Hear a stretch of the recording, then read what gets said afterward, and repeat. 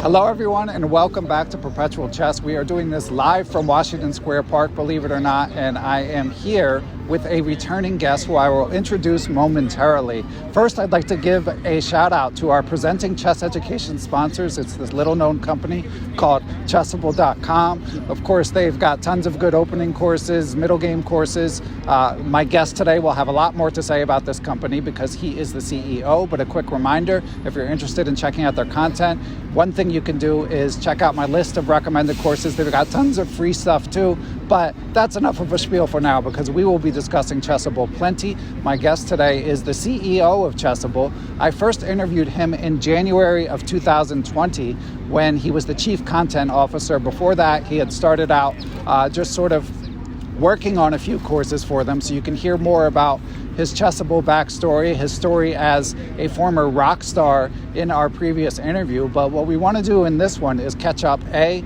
on our guest's chess and his travels. He's a busy guy. And B, there's lots of changes coming down the pike, upgrades coming with Chessable. So live from New York City, it is Geert van der Velde. Welcome, Geert. Hey, thanks so much for having me. And it's fun to finally connect in person.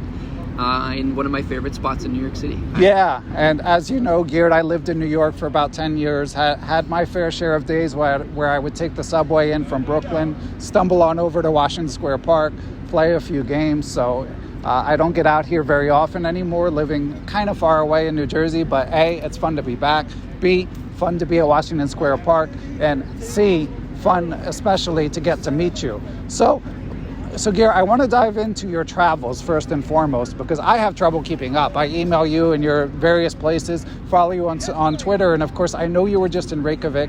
Now you're in New York City. We got a trip report on Reykjavik from previous guest WGM Dina Belankaya, but I'm going to hear a bit about that. But first, New York City. What brings you here, Geert? We just filmed a promotional video with international master Levi Rosman, Gotham Chess. He just released his debut Chessable course, 1E4 repertoire, and we just really wanted to do something extra for the promotion of that course. And it was available to film, and we decided to do it this week because it connected well for me and Patrick, our camera guy who's behind the camera there, in conjunction with the Reykjavik Open. So we asked Levi if he would be available to film right after the Reykjavik Open, and he said yeah. And so we linked up and we filmed some good stuff the other day at the Marshall. Did like a kind of like documentary style interview, very loosely scripted, just asking him some questions and kind of building the story off of his life story, and it's going to be like a quick 2-3 minute video where he just kind of shares some insights into what his life is like now, like after all the success that he's had. And that's going to be I think a unique type of promotional video. Usually we're like a little bit more on the salesy side of it, right? And this one is a little bit less salesy, and it's more about him, which I like that it's softer in the approach, in the marketing approach, let's say. So it's cool.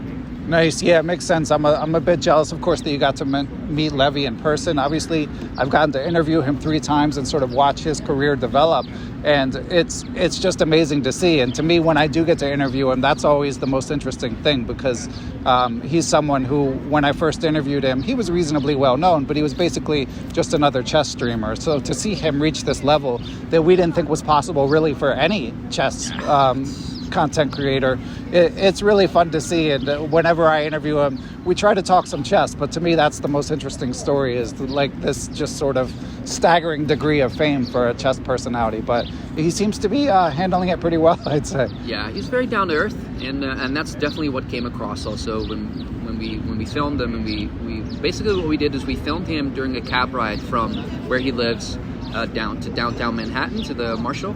And we just had a whole bunch of questions prepared and just asked him just talk, and he's good at that. Of course, he had a lot to share, which is really nice. But yeah, I remember not directly meeting him, but I remember having some like indirect contact with him because a few years ago, Chessable sponsored the New York Marshalls team in the Pro Chess League. It was like 3 or 4 years ago, and Levi was involved on the side with that team. And that's the first time I ever heard of him. And this was before he started doing YouTube and everything. And so it's just kind of funny to be here now a few years later, and he's got like what 3.5 million subscribers on his channel. So that success is pretty exciting, and it's great to finally like get a repertoire by him on the site, because he was one of the most requested presenters, one of the most requested creators. So to finally have that on the platform is awesome. And he did and he worked with someone else on the repertoire because he needed some support in making it, like finalizing it. Should we wait for the dogs? It's funny. Yeah. But so like he did an amazing job with that repertoire, and also the speed at which he delivered that, it's like incredible. Yeah, he seems to have figured out a few things in terms of like how to manage his time as he continues to grow. And so when you took this cab ride with him and got to ask him some questions about his background here, was there anything that surprised you? Was there anything that surprised me about Levi's journey? Well, he revealed that when he was very little, his parents or his mom looked all over the place for a school that would let him skip a grade. Oh, really? So it's clear that at a very young age he was really bright. Right. And so they finally managed to find a school where he could skip a grade and then went to school and everything. So I found that pretty interesting. I'm not sure if that's a big reveal or anything, but I was generally kind of really impressed with like how sharp he is. He's very empathetic, very well-spoken also. And so I think his success comes from just being a real person who just happens to really love chess. And he's great at looking at chess from the way that it's experienced by people who are not deeply into it. So he has this ability to go both sides. Like, he's an international master, but he's also somebody who can look at it with like beginner's eyes and be like, well, what would a beginner want to hear, and how would they want chess explained to them? And I think that's like part of his success, probably. Yeah, I agree. And one thing to add from my interview with Levi, of course, it mostly got good feedback, but I know a couple people were surprised when Levi said that chess is really boring. And you're having spent time with him and what you say, I don't want to speak on Levi's behalf, but I think it's clear from how he devotes his time that he doesn't really think chess is really boring. He may have been referring to classical chess, 5-6 hour games that you sit there and watch every minute and wait for a move to be made, which I know everyone doesn't even agree with that. But anyway, I think Levi's enthusiasm for chess speaks for itself if you watch it. But Geert, I want to rewind a little bit, because as you mentioned, you're coming from Reykjavik. Obviously, yeah. Reykjavik's got the cheap flights to and from New York, so coming here makes sense, even if it's on the company's dime. But I want to hear a bit more about that, because I just interviewed WGM Dina Bilinkaya. Some listeners may have heard, and she gave a bit of a trip report, but she is all business. She was like, yeah, it was fun to go to Reykjavik. It was a good opportunity to make content. I'm happy with my results, beating 2 grandmasters, but I didn't get to hang out much. Now, you, on the other hand, weren't playing, so I want to hear your trip report. Mine was very different. We went there because Chessable sponsors the Reykjavik Open, and so we wanted to, and also simultaneously we had the Chessable Masters, the 4th edition of it, happening, last week, or actually this past week that we're connecting in now, and so we wanted to create some additional content with the people at the Open. And so we interviewed Dina and a whole bunch of other people, for example. And and so we wanted to film some material with them. And then also we made an after movie. So we had a couple of days where we weren't at the tournament, but we went to the southeast side of the island, and we filmed a whole bunch of the beautiful nature that is Iceland, because that's kind of part of the appeal of going to Reykjavik and playing in Iceland, is you get to also, if you want to, you get to explore that amazing island. So we filmed some additional material, and I think once we have finalized editing the the promotional video for that tournament, I think many more people will be super excited to go. And they already had record number this year of participants, with over 400 people being at the tournament. But yeah, we hope to help them grow that to maybe double or something in the next couple of years, because it's really, really nice tournament. Yeah, I was there once in 2006, and to what you mentioned about seeing the sort of moonscape throughout the country as you travel. Yeah. I didn't do that time. I was in and out, and I regret that. I didn't even make it to the Blue Lagoon. I got sick on the one day I was going to go there.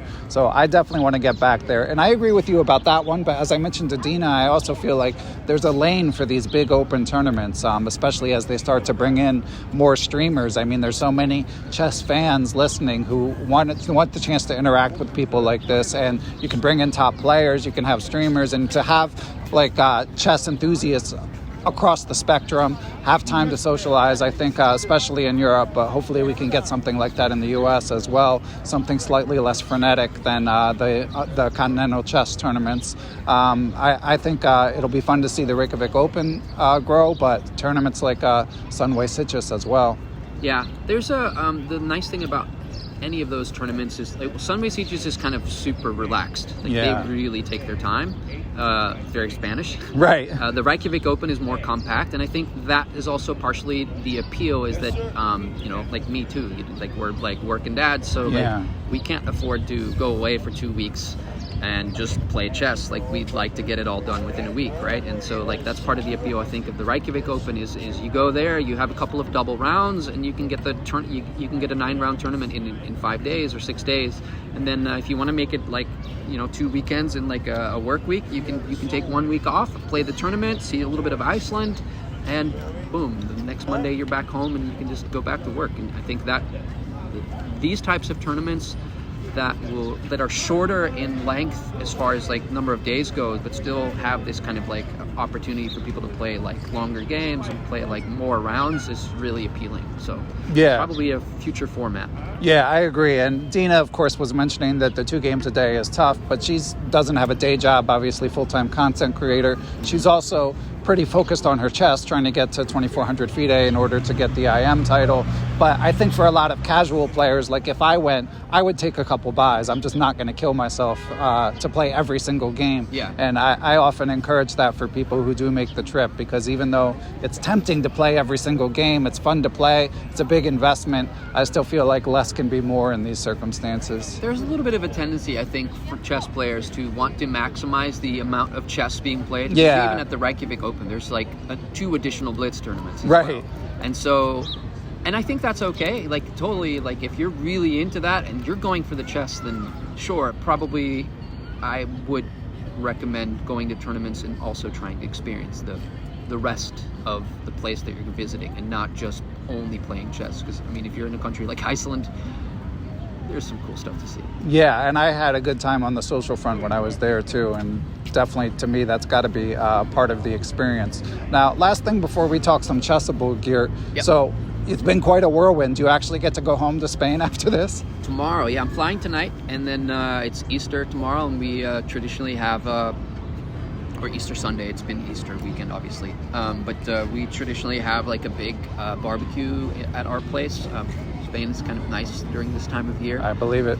So we invited a whole bunch of friends and family to come over, and we're gonna have a barbecue and good food and just hang out, and then obviously egg hunt and all the stuff with the kids. Awesome. Yeah, my family is not super religious, but the kids love Easter so much that we do the Easter egg hunt and all that stuff, and that's why I'll be jetting back to New Jersey this evening after this interview to get ready for tomorrow.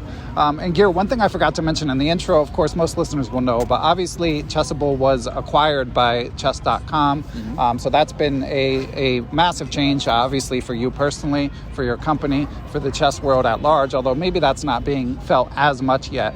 But one thing I'm sure that I asked you once before off the record, but I'm sure listeners might be wondering, Chessable being based in Spain, do you think that those offices will persist over time? Do you think that you will continue to be based in Spain with chess.com, of course, being United States based, although mostly remote workers? Well, Chessable has always been a remote first company. Mm-hmm. So when we started out, it was all remote, and we didn't really get the office until a few years ago.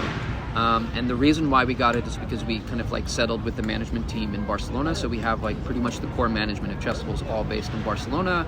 And we, at the time that we were growing a lot, we hired more in Barcelona. One, because it's a great place for chess. And two, because there's a lot of talent there. And it's just nice to have kind of like a core team of people close, like in person. Because we really do value the in-person experience and like being able to work together.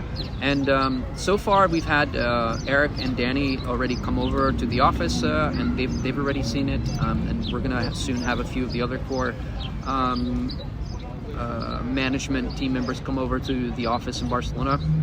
Is it going to keep existing? I don't know, but for the time being, I think they also see the value in it. And yeah, I mean, if it ends up having to be closed or something in the future, we'll discuss it. But it's not at all been on the agenda to like not have an office and not do that. Okay, and Eric being, of course, Chess.com co-founder Eric Albest, and Danny being Chief Chess Officer Danny Wrench.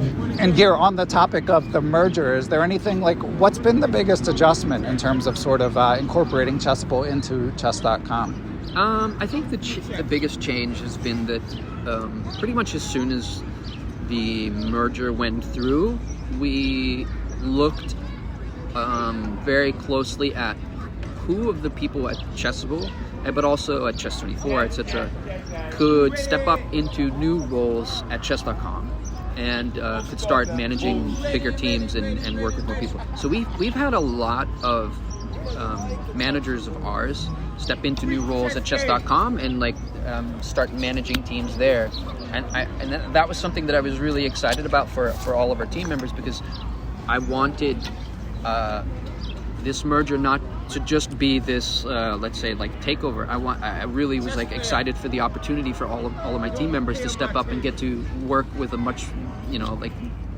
bigger playfield.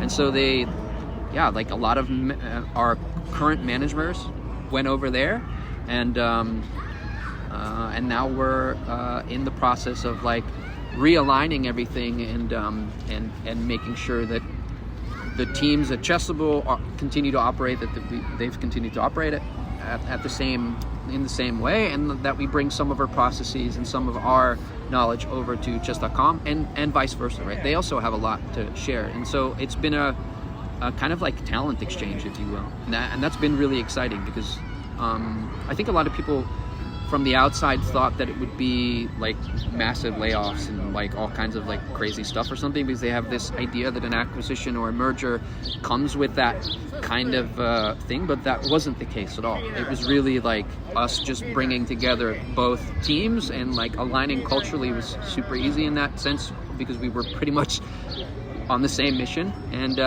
now we're just like excited to get moving forward.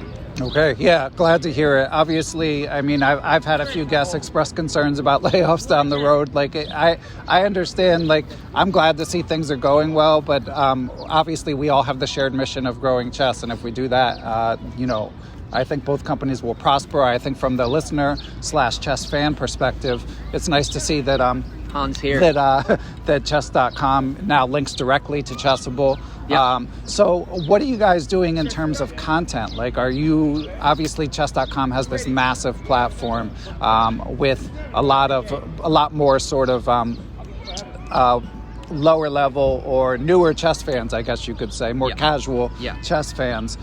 So is that going to affect Chessable's offerings at all? Are you going to try to cater to them more? Absolutely. Yeah, that's the main challenge I would say that we have, is that like there's this kind of like rating gap in the middle. Chess.com's average rating is like 1,150 or something, or maybe it's even like 1,050, somewhere between there. Chessable's average user rating is about 1,800. And so we have traditionally focused more on the, let's say, advanced chess players or intermediate and up type chess player, and that's where the majority of our content is. And so now we are focusing more on creating a lot more beginner content, and even slight like post-beginner content. So I think that will be a big change in terms of what we're going to offer and what's going to come out. At the same time, like, we're not going to stop making content for the advanced players and for the stronger players. It's just that I think the balance is going to be a little more skewed towards like bringing in more beginner, or at least like creators who are interested in creating content for beginners. And one other change I think will be that we're gonna work with a lot more streamers, and for them to be able to create content for their audiences, which I actually think is really exciting, because that's a different audience as well. Yeah, well, anyone in particular that you can reveal? I mean, I saw Danny Wrench's name on the coming soon page, but who else is coming down the pike? Well, there's quite a few, but let's say, like, as far as like bigger names go, I don't think we've signed up anyone. But I mean, besides Levi Rosman, I mean, we have Ben Feingold. So nice, he's coming with a repertoire. So I think those two are probably like the bigger ones that we have.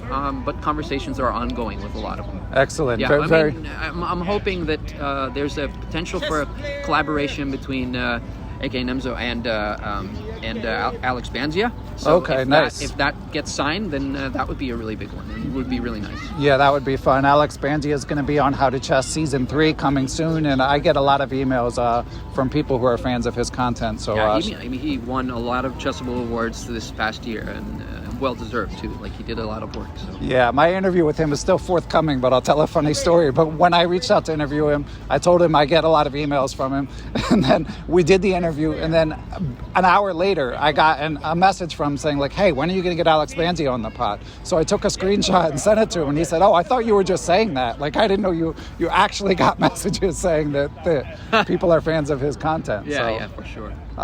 So one question I had, Geert, is obviously the Chessable catalog has expanded massively to the point where now there's like multiple courses on like every opening, and new content continues to come out. So do you worry that there's going to be like basically too much on a given opening? No, I don't think so. So the thing was, I think you have to think of the evolution of Chessable as a content library and like a course library in a little bit of a historical perspective. We were very focused on creating a kind of like comprehensive, complete library of courses, right? So for the past, let's say 4 years, we were focused on filling in all the gaps that existed. So if there was some obscure variation or something, then we wanted a course on it. And I think there's still some minor gaps. I have an idea. I just don't think I'm going to get. No, I'm not going to get it together to do it. But. Yeah. I mean, there's minor gaps in the library, but for the most part, I think we have courses on every single topic now. Yeah. And so now that we're there, now that we have a kind of comprehensive library of courses that cover all the openings, most of the middle game plans, a lot of the tactics and strategy. We have a lot of the chess classics up on the website now. Now the focus is going to be not on like trying to replace courses with new courses. It's going to be on helping creators build their own personal libraries. So, like, if you, finally release that first course of yours, right, which we want on the site, then, like, the long-term plan would be for us to work with you to create the Ben Johnson library, where you would have maybe 8 to 10 courses, and they're on all sorts of different topics, so that people who like you, who prefer you as their presenter, as their coach, as their personal trainer, if you will, to have a complete library there. So a lot of the, let's say, first generation Chessable authors, they have this. They have a complete kind of library of courses. But now what we want to do is we want to take that second generation, and now like all these new authors coming in, we want to work with them to basically make like comprehensive libraries of theirs. So it's kind of like, you have to think of Chessable as like the gym, right? And then every single author is a personal trainer. And it might be that like the that like Hikaru Nakamura is your preferred personal trainer, but it could also be that Alex Banzea is your preferred personal trainer. And so what we want to do is we want to work with both and have courses by all of them on the platform, and make sure that like if you're coming to Chessable because you want to only learn from one particular presenter or something, that we can take you all the way from beginning to end and have like enough content for you to like continue to study from and with that particular personal trainer.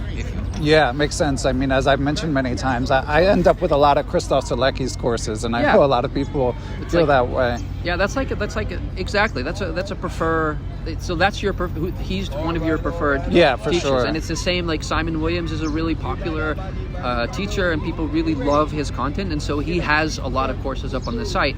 But we want that for everyone. And you think there'll be enough demand where it will be continuously worth it for the creators to continue to build out their offerings? So yeah, I think so. Maybe the difference will be in that maybe a single course, if you just produce a single course, then maybe the single course isn't going to be as outsized, impactful for you as like the courses like that we released when we didn't have a single course on it. Right. So for a typical example would be, we had a Catalan course by Serena Narajan, grandmaster from India. And that was the first time that we had a proper, really good, high-level Catalan course, but we just released a new one by Grandmaster Alonso. And so now we have like competing courses, if you will, but they are both like now, so Srinat's course was very successful, right? But now Alonso's course is getting really successful. So now we have two options. And so now we're working with Srinat on saying like, hey, you have like two courses up on the site, but you know, what about doing some repertoires for the black side? And what about doing some middle game stuff? And then maybe a single course won't sell the same amount of courses, but if you have 8 of them, then you're still getting like a lot of these courses will continue to sell, and like that kind of core audience that starts evolving around a single creator becomes larger over time. And so then it doesn't become about like trying to sell a single course. It becomes about managing that audience on Chessable and on working with those creators to kind of like help them service all those different members of their individual community. So now we're in this new phase, which I think this is my most like exciting phase, is where I really want to spend a lot of time working with new authors and coach them, etc., to manage and like develop their audiences, basically. Okay. Yeah, and of course I interviewed Grandmaster Srinath Narayanan. He's training Gukesh, so he, you know, obviously high-level trainer. Now Chessable, as we discussed in our prior interview, and actually as your own story attests, it has its roots in like also community-driven courses from non-titled players. And as you mentioned, super important to the success of Chessable is the fact that we have community authors producing community content, and like some of our best-selling courses are created by club players. Yeah, some of my favorites. I always shout out the Checkmate Patterns courses. One of my favorite examples. Yeah, and so with, as you mentioned, the influx of Chess.com customers with sort of a lower rating base, so is there still room for people listening to create courses catering to lower rated players? More and more room. Like I said, like I don't think you have to worry about like saturating the marketplace, if anything. I mean, if we take an example of, let's say, Amazon or something, right? Like that, they could grow the Amazon marketplace for a long time just with books. And I think with chess, like chess is such an infinite game, and there's, even if, let's say, there were 6 or 10 authors all doing a course on the Sveshnikov Sicilian, they would all have a different way of explaining it and bringing it to you. And so then it becomes about personal taste. And so there's like not only is there like room for like the different levels that we create content on, but it's also style, right? It could be that like one person, like you said, like you really tend to like gravitate towards Christof Sielecki as the personal trainer of choice, but it could be that like in the future you want somebody else to teach you, and it could be that Christof Sielecki doesn't appeal to all these beginners coming in, and you know, maybe they will want some other author to do it. And one other thing is that I really want to happen is I want to bring a lot more female authors onto the platform and spend a lot more energy on getting them to produce content, because we have a limited amount of women creating courses and presenting them, and I think it's really important to have them, you know, represented on Chessable more and more. So we try to build that out more as well. Yeah, that's definitely a good goal. And hearing you discuss this makes me think of one of the most common criticisms I hear of Chessable, which is that every catalog is so voluminous, you know, and I know that you guys have some people working on sort of pared down repertoires, and I always recommend the short and sweet courses, as well as the quick starters for when you start out, to especially in the opening realm, to sort of help you wrap your head around an opening and then sort of use the extra stuff as like on an as needed basis. But I do wonder, like, is there going to be any sort of philosophical change in terms of like just how many lines are within each course? course, like how do you respond to that common criticism? I mean, it's a fair point, and we're working on multiple solutions.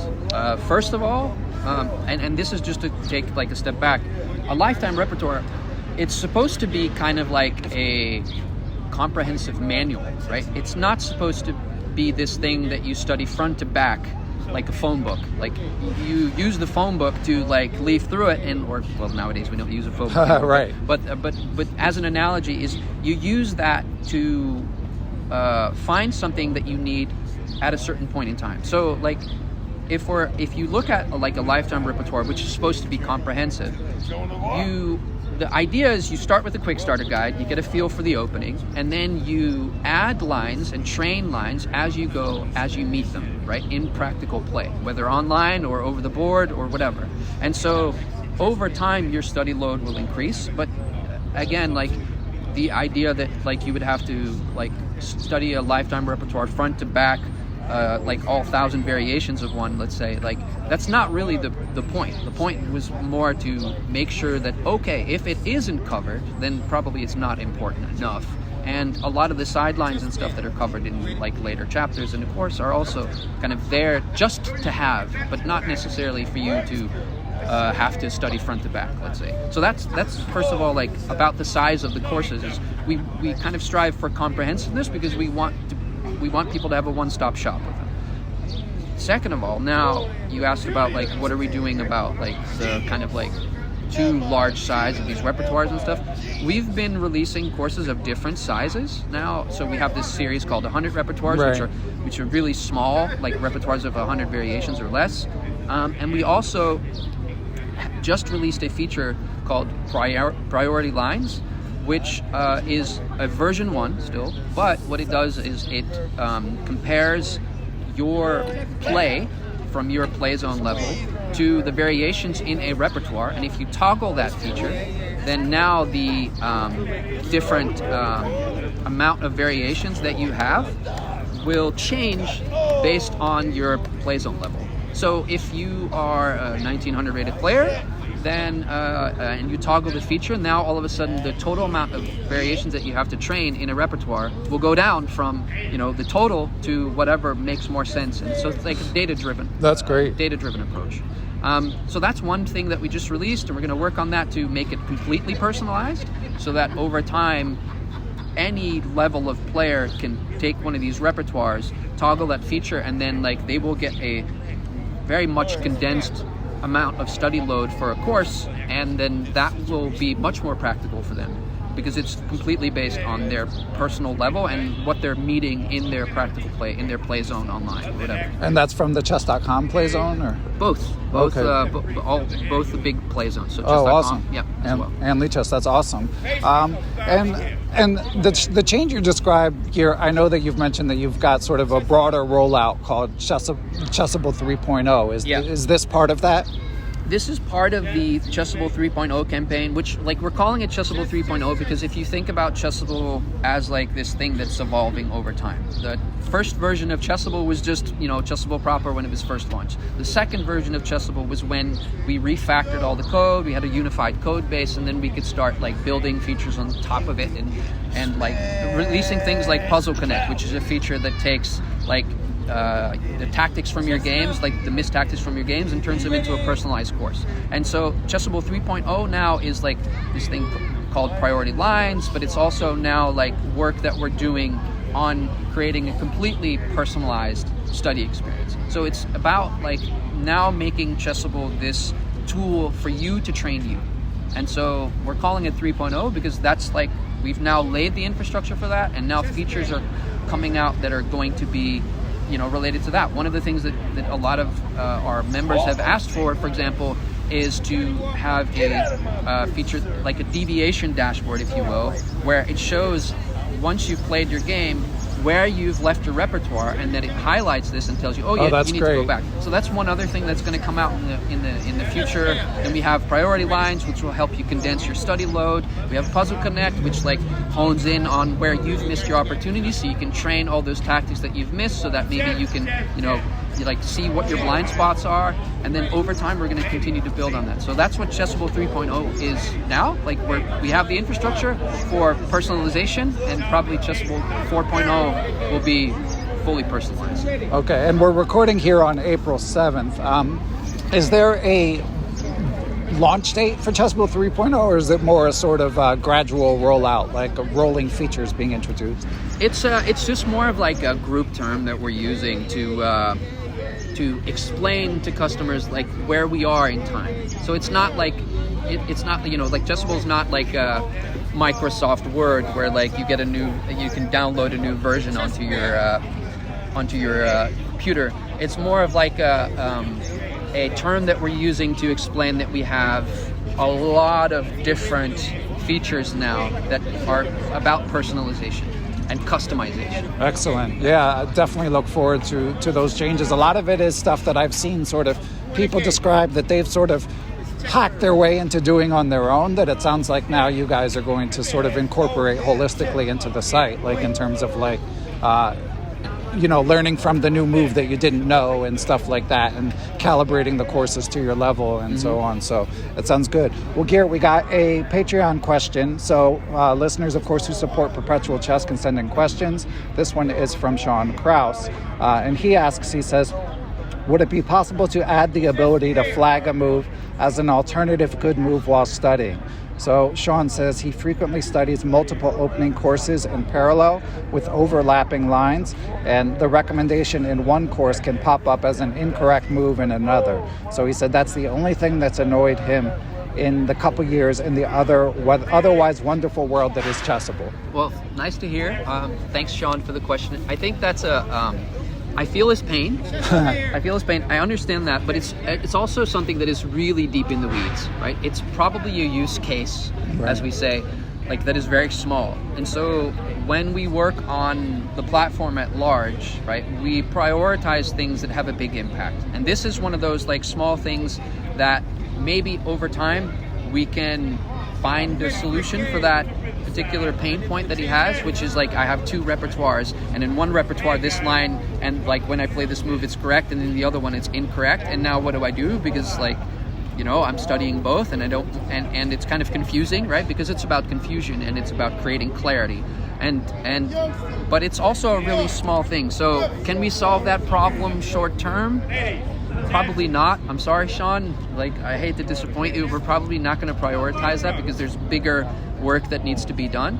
But maybe over time, long term, we can take a look at all those things. We do collect all the feedback and we listen, but it's always a case of like prioritization for like what really will be a big pain point and what will be small. So for example, like the priority lines thing was super complicated for us to release. That was a difficult feature to build and like program, but now that it's there, we're gonna keep iterating on that one. That was a big one for us. And like Puzzle Connect was another one. These are like features that basically help players to really personalize their experience, and that's the direction that we want to go in. And this is probably really kind of like a minor one. Yeah, that makes sense. And you know, you probably can pause one course. I have had the experience where I was telling you this offline, like I don't know which course a line is from. So it's like I know the right line in one course and I know the right line in the other, but I don't necessarily know which one. But there are,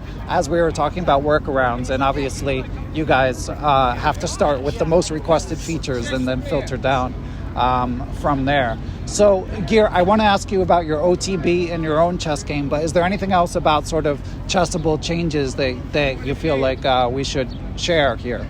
No, I think like people should know that we really do listen and we really pay attention to what is being shared with us via the customer service. hello@chessable.com is our preferred way for you to get in touch with us and send us your feedback. We really do listen. We really do want all the feedback that we can get from our customers to improve the platform over time. We're not done with our mission of trying to make the best possible place for you to train and learn chess in a way that like is completely tailored to you. So we're only just getting started with the journey of making a place that is completely customized to your own needs. Is there anything new coming? I thought of one other question actually. Because we've talked a lot of openings, and I'm as regular listeners will be tired of hearing me mention, I'm writing a book. I write a little bit about Chessable in it. Don't worry, I mostly say good things. But let me mention. but I do say that my primary use of Chessable is openings. Like some people, might prefer to read books on Chessable. Some people might prefer to do tactics there. But for me, number one is openings. A distant second is tactics. But for people who do middle game and tactics courses, like, are there any Chessable 3.0 upgrades that they should know about in that regard, or any sort of longer term plans that maybe aren't rolled out yet? Look, it's one of my biggest things that I want the way that we study strategy to be improved. So hopefully once we get to 4.0, we'll have a couple of new things released that make the experience of, and I'll wait for the loud street noises. Some of them, but yeah, strategy is not probably Move Trainer right now is not ideal for studying strategy. It works, right? It still allows you to train strategic positions and repeat them over time with scheduled in-space repetition. But I want to make that experience a lot better, and I think a lot of us at Chessable are excited to start working on that particular area where we can make the studying of strategic games a lot more interactive. There's other ways to present that material. So that would be something that we work on in the future. Right now, and the way that Chessable evolved, it was as a, let's say, spaced repetition scheduling tool for openings, and it works perfectly for tactics. I would probably say that it's one of the better tactics trainers, although there's also things that we can do to improve that experience, because there's other things in the market that we know of that are doing some things that Chessable's Move Trainer is not doing yet that we want to incorporate. Any examples of that, or? Yeah, a good example would be there's older software, CT Art, for example, that allows you to train a tactic with multiple. When you're trying to solve a puzzle, it reverses back once you've solved the main line of the tactic. It reverses back to a certain branch off point, and it says, okay, now solve the slightly suboptimal defense. Did you see this line as well? Nice, right? Yeah. So in the future, we would love to have a tactics trainer that makes you not just solve the puzzle one way, but makes you solve it in multiple ways. And maybe also what we can think about is for openings is not just teaching the opening from one side, but teaching it from the other side as well, because it's super important for you when you're doing your opening training to also not just memorize your own moves, but to actually memorize why you're what is happening on the other side of the board, right? So there's a little bit of that. There's one thing you can do already, which I don't think a lot of people realize, but you can, for example, when you're studying with Move Trainer, you can flip the board. So you can, for example, train your openings by seeing it from the other side of the board, which is kind of an in-between solution to this. But maybe in the future it could be that we intersperse you having to repeat your particular variation in an opening with a quiz moment where it's okay, well, wait a minute, what is black supposed to be playing here, right? And that way you start to really kind of get a more comprehensive idea of what this opening is about and how it's played, and etc. So things like that we're thinking about and considering. Sounds good. Look forward to it. All right, Geert, last major topic. I do want to talk about your OTB game. Now, I know you played in one of the events in Wijk and Banzea. Have you played since then? No, I have not, and I don't think I will be playing any longer games for a while. I'll be honest with you. I love chess, but I prefer the shorter format. So if I'm going to be doing any more OTB, it's probably not going to be classical games. It'll probably be more blitz and rapid. I just enjoy the faster time controls. I'm a little impatient, and so I enjoyed my time at Wijk and Banzea tremendously, but the length and the duration of the games were pretty exhausting for me. Yeah, I think when you're a dad, you feel that more acutely. That's at least my experience. I mean, I enjoy it when I get into it, but you feel the time commitment for sure. Yeah, it's that, and it's also, I felt I'm sitting there, I play move one, and then my opponent goes into a 10-minute long think, and I'm just come on. Right. I played 1v3. It's not going to be that long. You don't Right. need 10 minutes to think. But okay, like he wanted to spend a lot of time like getting the position and like feeling what, like having a plan, and that's his good right. He has an hour and a half to make these moves. But then I'm just sitting there and I'm just like 10 minutes. And I'm just like, this is why I like blitz. Right. The dad or the mom, I should have said, by the way. Now, let me ask you, Geert. So I know you said you've been a Chessable super user at times. Like, Yep. with your affinity for faster chess, are you still able to work on your chess more generally? Yeah, I still study courses. I have like streaks, Right. where I get into it more when I have more time. I still love studying chess. I still play every single day, and I have probably not stopped playing. I must have like an unbroken record of having played online games for at least, I don't know, 6 years. Like I literally have not played a game of chess I've not missed playing a game of chess online for 6 years at least. In a day? Yeah, I've played Wow. every single day, minimum of 5 games. Man, you got me beat there. That's impressive. So a lot of it was whether it's anonymously or on like Right. various places. I just love playing chess.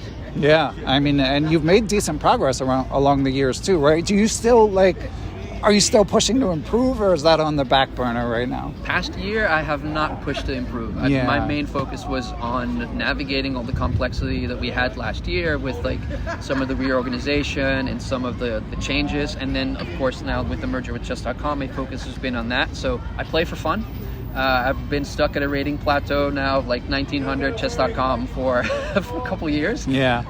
But I did go from, my original rating on Chess.com must have been like 1500 to 1900 in like 4 or 5 years. And, I think like for an adult guy, like I'm in my 40s, that's not terrible. Yeah, no, that's pretty impressive. And I'm in the same boat. I mean, I feel like you need to, there's energy and entropy in all things. And, I made a push in tournament chess, played a bunch for a year, and then started working on this book. Also, didn't make any progress, by the way, at least from a rating perspective, although I feel like I learned some things. But then there comes a point where you're just like, all right, this needs to go to the back burner for a while. Yeah. And, I'll rise again. And I always encourage listeners to, check their priorities and make sure the amount of time they're putting in makes sense in a given context. My original goal was to reach like 2000 classical rating, like FIDE rating, and I've replaced that goal now with wanting to reach a 2300 chess.com rating. And for me, that would be pretty cool. Then I could say I'm like chess.com master or something. That would just be fun. Excellent. Well, we have a guest here that I'd like to have hop on. But Geert, anything to add before we do make him come on over here? No, nothing to add. Just really happy to get to meet you in person and get to chat a little bit and catch up, and hopefully all of the shouting and surrounding environment didn't affect the audio of the podcast too much, but it's been really fun, and of course I love Washington Square Park, so I'm going to try and get a blitz game in or two with some of these guys. Excellent. Yeah, shout out to anyone who made it through this, because the reason I started Perpetual Chess is A, I love chess, but B, I love podcasts, and I will admit that when I start listening to one that's live outside, my finishing rate goes down a lot, because often something happens where I can't concentrate, basically. So thank you to everyone still with us, and let's bring in Han Schut, who of course is a Chessable author and doesn't live in New York City, but as luck would have it, I get to meet 2 online friends in person, so you should come in front of the camera, Han. Okay. So Han, of course, is the author of several Chessable courses, but including Dubov's Explosive Italian, which I have recommended in the past. I'm a particular fan of. Nice to meet you. Nice to meet you. This is literally the first time we've met in person, even though we've interviewed, we've collaborated, done classes online. So Han, unlike Geert and I, is about to play a chess tournament, right? Yes, I'm doing the FIDE Open on the Marshall. And did you play round 1, or is I played round 1. Yeah, I made a draw. Okay. Yeah. How was the game? It was, I was spending a lot of time and I was losing momentum, and I decided to offer a draw at the right moment, and my opponent accepted. Excellent. And this is over 2000 tournament, over 2000, right? yes. Yeah, I like those tournaments. And so were you worse when you offered a draw? It was equalish.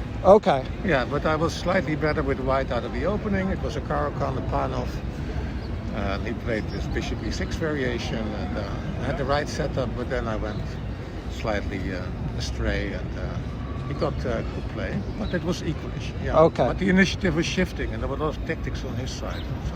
Excellent. Yeah, and for listeners who haven't caught my prior interviews with Han, he is a chess steps trainer. We did an adult improver interview. He's made good strides. Like Geert and I were discussing, he also sort of dips in and out of tournaments. So as you got ready for this one, Han, what did you do to get back into the OTB mindset? Like Geert said, one of the most important things is to sleep well. Yeah.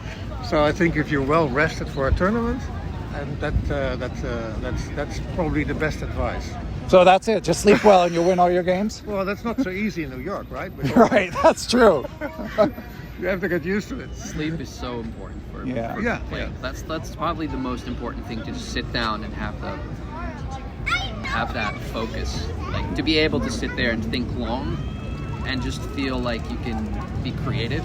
I need the sleep, man. Yeah, I mean, but it's easier said than done. Like, I'm generally a good sleeper. The one time I can't sleep is when I'm playing chess tournaments. Yeah, because it's mulling. Your brain is just racing. Et yeah, so that's maybe like a really interesting area where, like, people can find support. I know Benji Porto, right? Yeah, shout out to Benji. Yeah. Have you had him on the podcast? I have not. I still need to make that happen, but I enjoy his blog posts. He was coaching, I think, the British team, I think, at the Olympics. Yeah, the British women's team, yeah.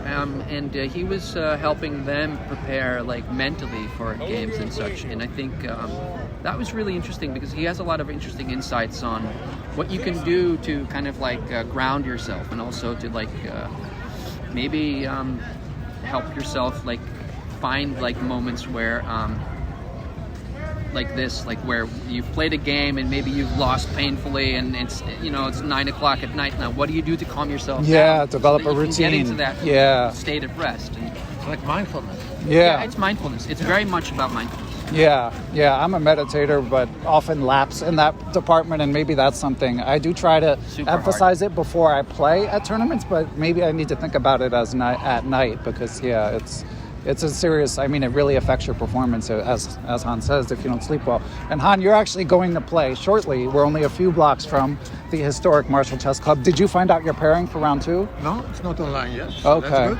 Yeah, that is good. So your brain isn't swimming too much. And so were you white last night, it sounds like? I was white, yes. So I will be black this afternoon, and then white this evening, I hope. Okay. Yes. And did you... But I think also the prepping, I think it's very hard at this moment, because they're playing all kind of systems and not too many games in the databases. So I think just be present, and I have my repertoire, and I'll trust that. Okay, and you are this morning I've been working on my new Chessable course, so do something else, right? You've been busy with chess. I'm just curious. So, I mean, you're a little bit older than I am, and you still go to these OTB tournaments. And what keeps you motivated to keep playing? So actually here I'm meeting a few students, so that's fun. I like to meet other people, and one thing that has changed is like I like to watch the youth players and how they are developing. So for me, it's not only, you could say, the mental exercise or the competition. I think it's much more the social experience for me. Yeah. To be in New York, in the Marshall, such a historic place, meeting students, seeing the youth and how chess evolves, how they are playing and approaching chess. Right. Yeah, I mean, that is one of the best things I think about OTB chess that doesn't get enough credit, which is it's such an amazing socializing experience. Yeah. And that is really the part that I do love about OTB chess. It just, I'd like the faster time controls. Talk about Banzea, right? Yeah. I mean, Banzea is one of the most cozy tournaments to go to, right?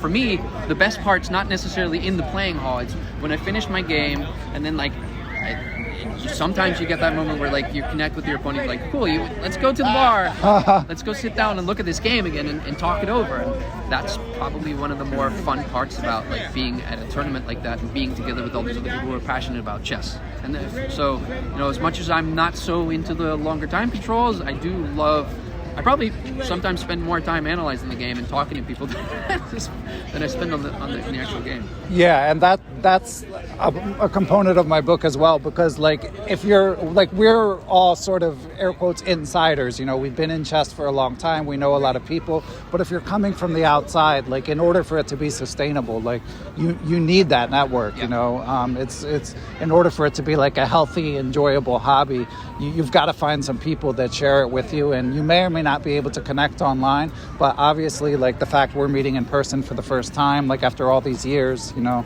I think your first email to me, Geert, was in like 2018, and Han, yours was probably like around the same time. So yeah. Actually, you know that I've said this before, right, on the podcast. The Perpetual Chess podcast is the reason that I found Chessable and I started working for Chessable. Might as well say it again, but okay, so there you go. Yeah, I listened to your first interview with Christof Sielecki. I think like your third episode. Right? Yeah. That was how I found out about Chessable, and then the rest is history. Yeah, awesome story. All right, well, I think we're about ready to wrap up. Han's got a game to play. Geert wants to get a game in or two before we go. Anything to add, guys? Oh, I did want to ask you, Han, before we go. So what is the upcoming Chessable course that you teased? So it's an improved Milner-Berry gambit. Oh, I played a lot of Milner-Berry as a kid. I love that opening. But it's based on we got to fix the king and queen, but you could show for people. Based on the and it doesn't matter that we're missing it'd be better if we were missing a white pawn, since it's the Milner-Berry gambit. But so it's known now also as the Hector variation. Okay. Based on the Swedish GM, who has been playing it since 2007. Graham Jones, he published an excellent book. We're missing a pawn here, but that's Yeah, I discovered I had that classic chess player moment. I brought this set. I usually only use it in tournaments. I took it out before we recorded, and the pawn was gone. Left at a hotel in Philadelphia. So Graham Jones, Coffee House Repertoire 2. So he just castles and doesn't take back. So this is the improved Milner-Berry. Okay. And so you say he calls it Coffee House Repertoire, but this is, for instance, what Anish used against Magnus Carlsen. So a lot of these openings in Coffee House Repertoire are really top-notch, and this is, I think, very interesting. If black takes the pawn on c3, the engines already give you an advantage. Oh, wow. So, of course, it's all about initiative and activity, and it fits with my other courses. Okay. Yeah. And I always thought that the French is a difficult opening to play against, and I really enjoy this opening. Yeah, I won so many games. This is pre-engine age, so like as a teenager, I won so many games in the Milner-Berry, but it got tougher to uphold as engines get stronger. So I'm legit excited for it, and for people listening on audio, we'll link to a quick PGN and obviously update the link eventually. Do you know when the course will be available?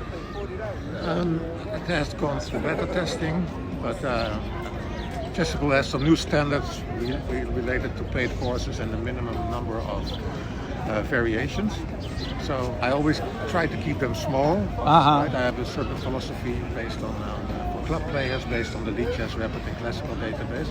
So my work typical around like 20 to 40 variations, but paid courses have to be now above 50, so I have to expand it a bit in the coming weeks. And then we'll submit for publication. Excellent. Okay. If only we knew someone who could get that approved. No, I leave that up to the team. Okay. Like at that point, like however they want to set the standards and change them. At some point, I can't be involved in every single bit of the process anymore. I have to work on other things. So there's a reason why they do that, and then they have good reasons to do that, because there has to be a difference between, let's say, a paid and a free course in terms of like the amount of value that you get, and so that's one of the basics. Okay. All right, well, guys, Sorry, this has been a lot of fun.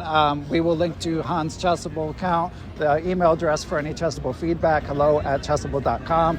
We'll link to your Twitter bios, although I don't want to get into what's going on with Twitter right now. Who knows how long that will be relevant. But anything to add first, Geert, before we say goodbye? No, man, thanks for meeting me here in the park. It's been fun, and hopefully it's been a somewhat interesting catch-up. Yeah, and Han, nice to have your bonus appearance and to meet you IRL, and good luck in your games, of course. Thank you.